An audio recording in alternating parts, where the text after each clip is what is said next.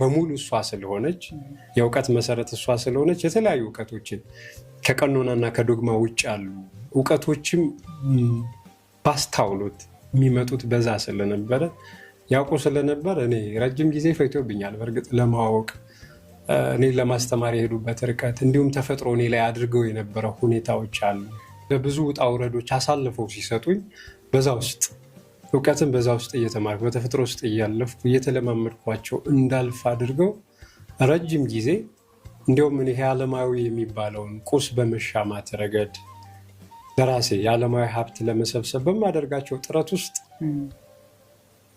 ቀልድ እየሰራው ይመስለው ነበር። አባቴ መጥቶ ስከስር ከሰርኩ ካልኩ እንዴ አንተ ልጅ ምንድን ነው ይለኛል እና በሳጭ ነበር በዘመኑ። ከኛ ሁሉ የሚበልጠው በአንተ ውስጥ አለ፣ አትጃጃል፣ ጅላል፣ እሱን ብቻ አንቃ። ህይወቱ ሲያልፍ ነው እኔ መጽሐፍቶችን ለልጄ ብቻ ስጡልኝ፣ ቦታውን የሚያውቅ እሱ ነው፣ ከሱ መጽሐፍቶችን ቅርሶችን እንደወስድ አደረገ። ተቀብየው ነበር፣ እሱን እውቀቱን አምኜበት ነበር ከዛም በፊት እና ይሄኛውን እውቀት እንዳገኝ እዛ ወደ ገጠር ከተመለስኩ በኋላ ከብቶች በጎች እንድጠብቅ ነበር የተላኩ።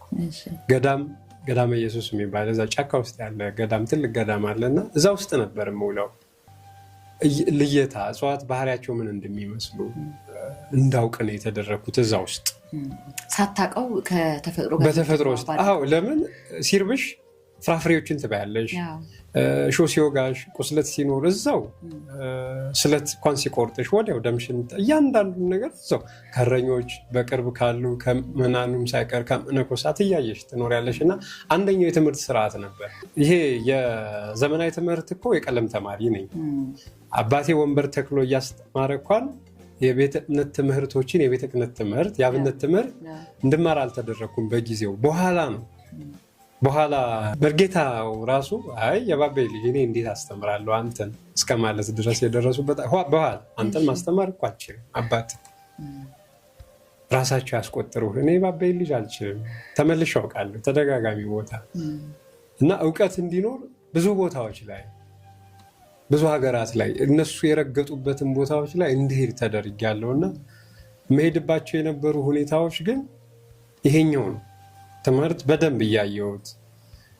እንዲሁም ስወቅሰው እሱን በጣም ስወቅሰው እዚህ በረሃ ድረስ ሁሉ የምመጣበት ምክንያት ምንድን ነው?